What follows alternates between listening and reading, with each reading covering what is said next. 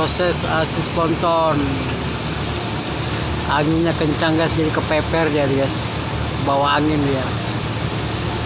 Jadi harus dibantu kapal asis. Jadi tongkangnya ini larat atau hanyut ya, karena takutnya nggak mampu guys, kencang anginnya guys.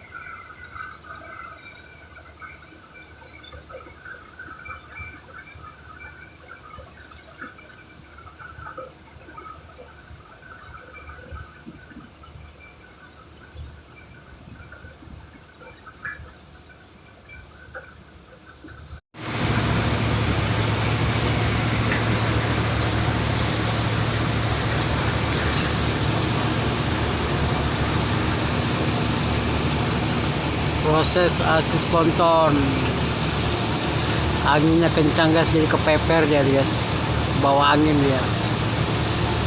Jadi harus dibantu kapal asis. Jadi tongkangnya ini larat atau hanyut ya, karena takutnya nggak mampu guys, kencang anginnya guys.